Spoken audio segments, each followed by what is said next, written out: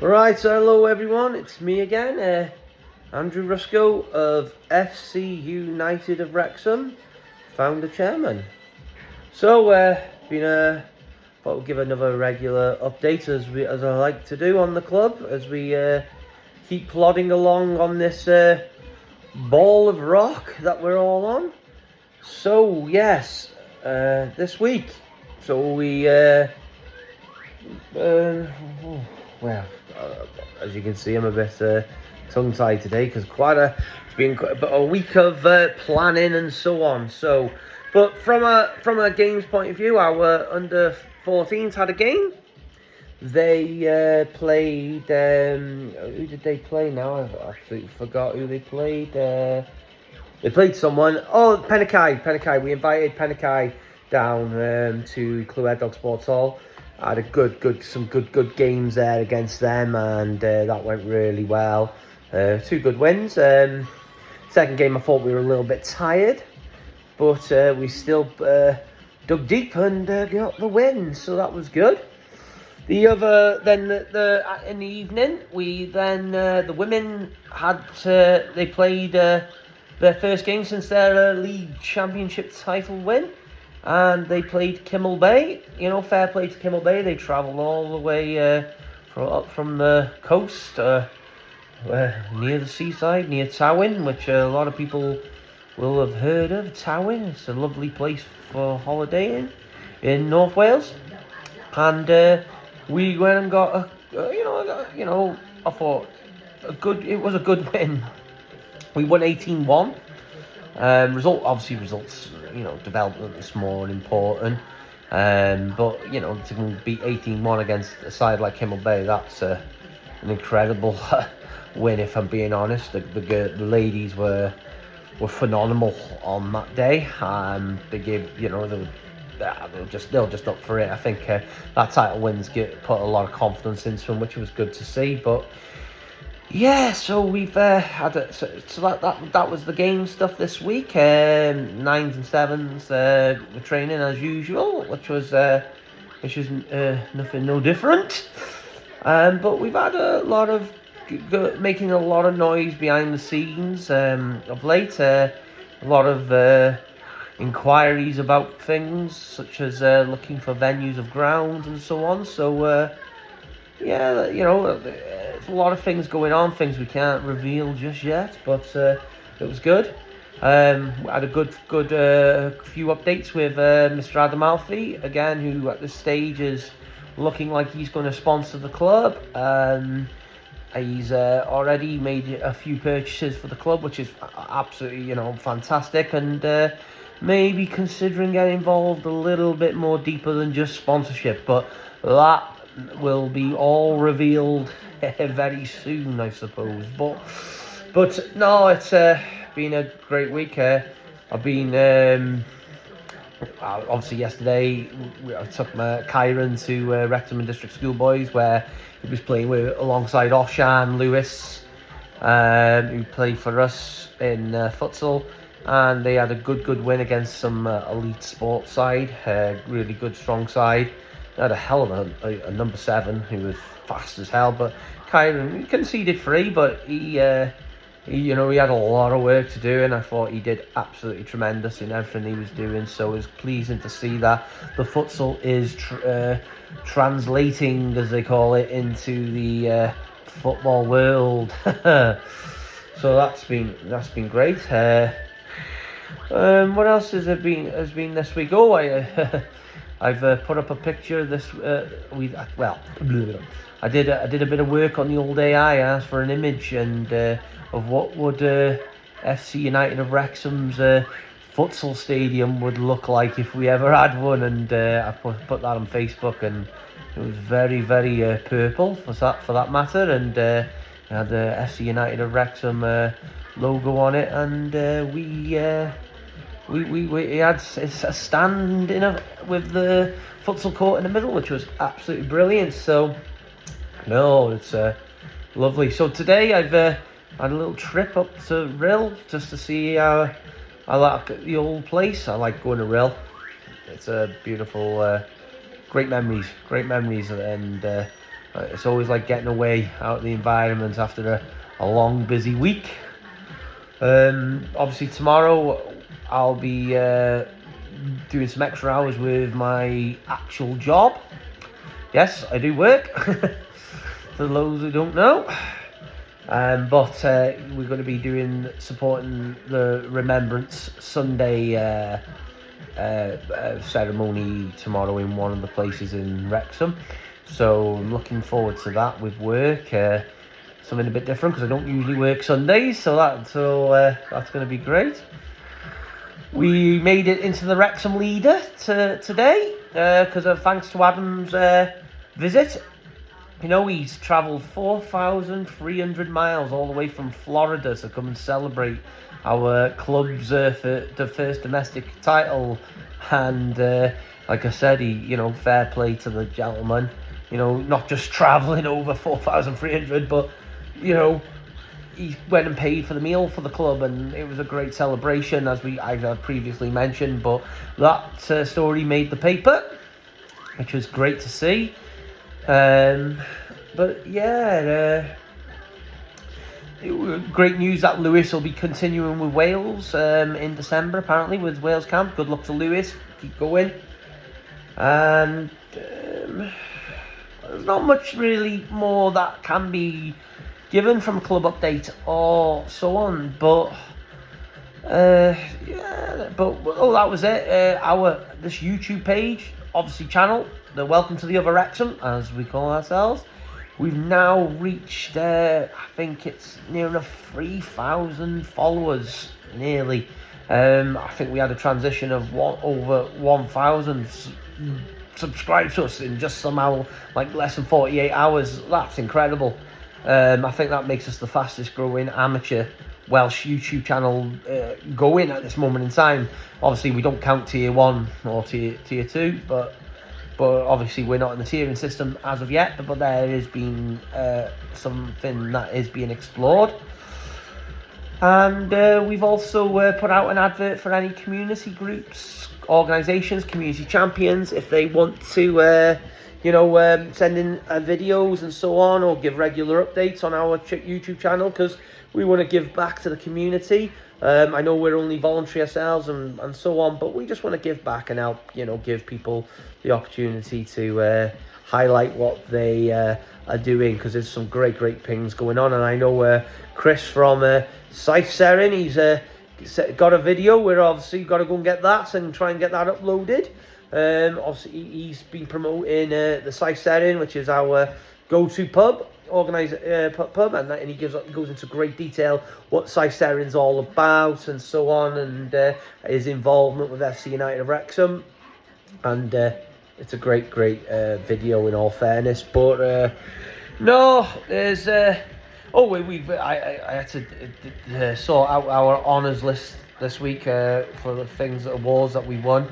And you know what? There's quite a bit that we've won in our short time frame that I didn't realise. And I think 2022, well, 2021, we had two, more of individual awards for people.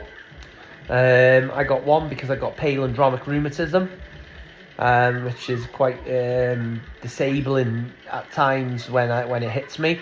It's an immune system kind of attack that comes on in my life, and I got I think it's something like the Bravery Award or something from the Wrexham leader for 2021, because I was continuing to do what I'm doing as a volunteer on a regular basis, where not letting the illness that I've got come to disable me as a person, but it is quite disabling. Sometimes I remember back in 2017, I was working for an organisation, and I was quite fit then, and they wanted me to run up a mountain down South Wales in the Brecon with a log, and unfortunately I wasn't able to complete the task, and that there led to me a few weeks later being made redundant from that role, and then I went on to a different job. But no, that was that. But yeah, my illness is, I only found out back when when it ended up. It was interesting. Basically, I'd lived in Culpoive, moved out the area, but I was actually getting diagnosed at the time, going to hospitals and everything, because I kept having like really bad aches, and like someone had hit me with a sledgehammer with my illness, and then they, because when you move out the area in doctor surgeries in Wrexham, and in the smaller villages like Culpoive, they took me off the list, which was quite upsetting, and so I never found out. But I moved back into Culpoive when I did, and I found out 5 years later on from that point I'd had this illness that I was living with, and which was quite relieving in a way, because not revealing, it was revealing, but relieving, because I then ended up on naproxen. So I take roughly about 2 or 3 500 gram naproxen daily, just to keep my illness at bay. Yeah, which is gutting, because it's kind of like hindered my playing days, if I was being honest. The coaching did as well, but hey, it is what it is. I have some good days, there's some really bad days with the illness, but it doesn't stop the old cogs guts working though, so I don't stop thinking or trying to do what we do. But I mean, sometimes I was waking up and couldn't even put my own sock on. Imagine that at the age of the age of 35, and you're struggling and you're asking someone to put your sock on you. It's quite embarrassing, but you just get on, you keep going, and when you keep thinking about the long-term vision, I suppose it's a good time to talk about what we're trying to achieve with the under 14s, that and so on. But the under 14s, I noticed they're on their 320th game of futsal since they've been going as a team. Don't get me wrong, we've had some ins and outs. It reminds me a bit of for the Oldham Fools and Horses fans, a little bit like old Trigger, when he had an award for 20 years or something service of being a sweeper with the same brush. However, it had 8 different heads and 12 different broomsticks, which obviously doesn't make it the same. But the good thing, we're a little bit different. Even though we've had a good turnover of players who've gone on to like Crewe Alexandra, Wrexham SC, people have gone on to have trials at Everton, Stoke City, Manchester City B squads, and so on, and Welsh Academy sides and so on. But we've always kept a good nucleus of the futsal side, which kind of like when they come in, they educate the others in that side, and we play with a good pressing kind of aspect, which is good. But our we're so basically getting to the point is we're trying to get to 500 games of futsal before they get into the adult section. So obviously when they get to under 17s, let's say, they're available and able to go into the adult futsal world, because that's where we need to get into to try and get into that UEFA Futsal Champions League. But yeah, the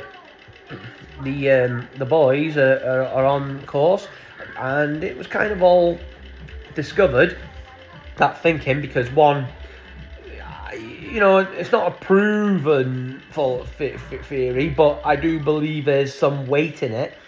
The 10,000 hour rule. Basically it takes 10,000 hours to master any skill, from walking, talking, to even performing a skill, a technique, you name it. If you put in the hours, repetition,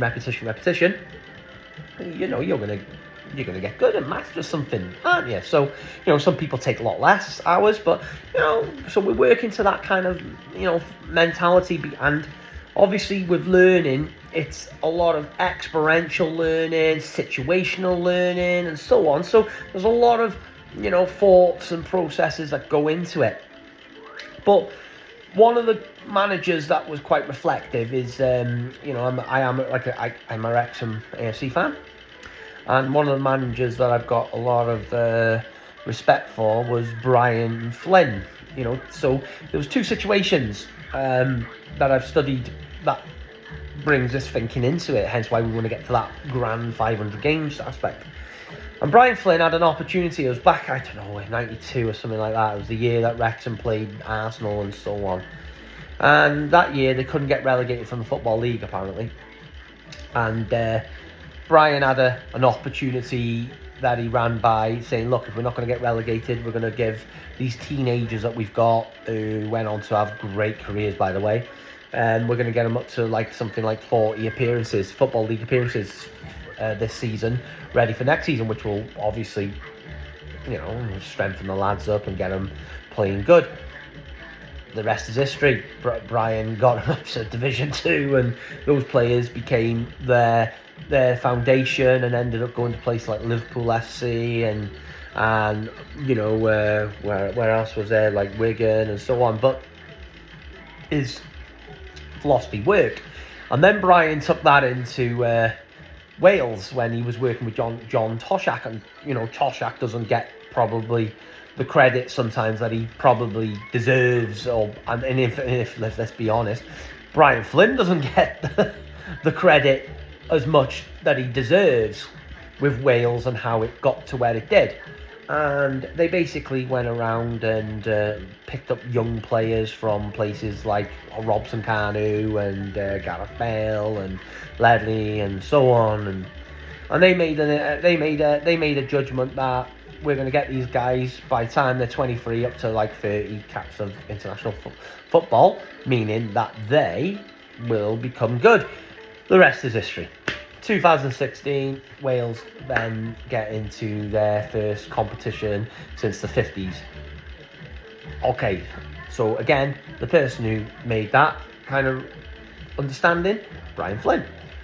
So we want to get to 500 games of futsal, which makes them players experienced in futsal, but doesn't make them experienced players, because they'll have their next step to getting into the men's level, which is enough different learning yet again. But they'll be experienced in understanding how to play futsal. That's a key.